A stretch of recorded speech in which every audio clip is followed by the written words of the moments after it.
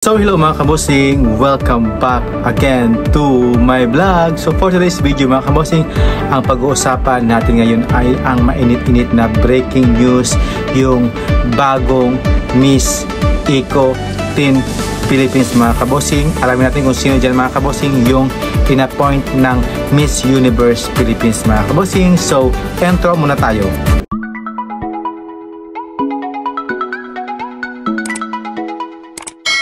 So hello mga kabosing, welcome back again to my vlog.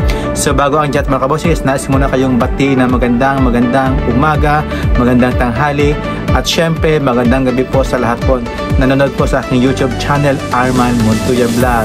At sawadika, kapungka, salam alaikum po dyan sa inyong lahat, at sana po ay nasa mabuti kayong kalagayan. So for today's video nga mga kabosing, ang mainit-init ngayon, yung pinag-uusapan ngayon sa social media ay ang pag-appoint ng candidates bilang isang bagong Miss Eco Teen Philippines mga kabosing.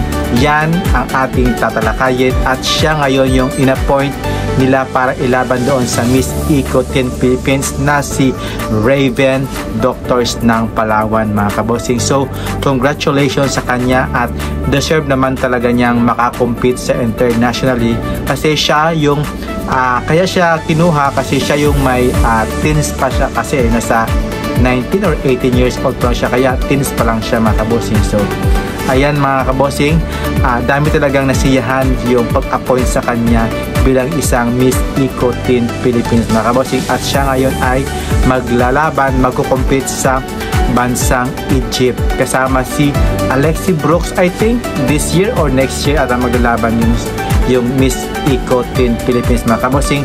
Ito yung kanyang pictures mga kabosing ni Raven Doctors. Tsaka anong masasabi niyo mga kabosing sa proclaim ng bilang isang or ay tawag doon, yung sa kanya, she will be compete international sa states with Eco Teen competition sa Egypt this October na pala mga kabosing. So malapit na pala. So siya yung in-appoint at siya yung mag-represent ng ating Philippines mga kabosing, si Raven Doctor. So total package naman siya mga kabosing, bukod sa matangkad, sexy, at magaling dito sa pasarela, at may pa-emote talaga, at okay din to sa communication skills. Sobrang galing dito ni Raven Doctors mga kabosing.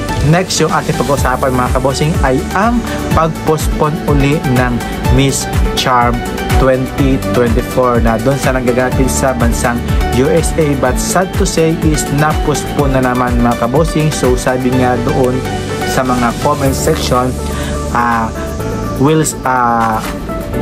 wise talaga yung si Krishna Gravide sa pag-withdraw niya sa Miss Charm 2024, kasi last year pa siya kinoronahan. Ngayon is may bago na naman ngayon na in-appoint yung si Kayla Carter, yung nagtitraining na siya, kaya lang is na-postpone ulit mga kabosing, kasi due to yung mga visa ba ng mga candidates is mahirapan talaga, at syempre konti rin lang yung sasali. I think nasa 35 yata lang yung candidates, so okay rin diba? Kaya lang yung kanila is yung mga visa talaga, nahihirapan din silang makakuha ng visa yung ibang mga countries, kaya pinospone naman nila yung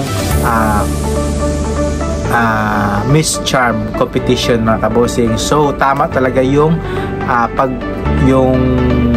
pagsali ni Krishna Gravide sa Miss World Philippines, at siya yung nanalo. So tama talaga yung ni Krishna Gravide. So kay Kayla Carter naman mga kabosing, so sad to say is mas na din ako sa kanya, kasi siya yung in-appoint bilang isang Miss Charm 2024, kaya lang na-postpone uli. So paano na naman yan? So next year uli. So paano yon? In-appoint na si Kayla Carter. So 2025 si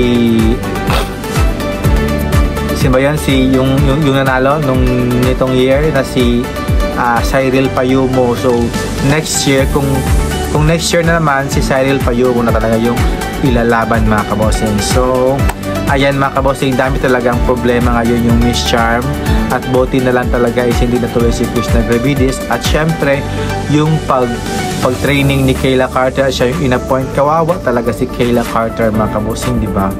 Ayun. So, what do you think mga kabossing? Comments down below and don't forget to like and subscribe mga kabossing. See you in my next vlog. Have a nice day po. Comments down below mga kabossing. See ya. Keep safe po. Subscribe please. Bye-bye.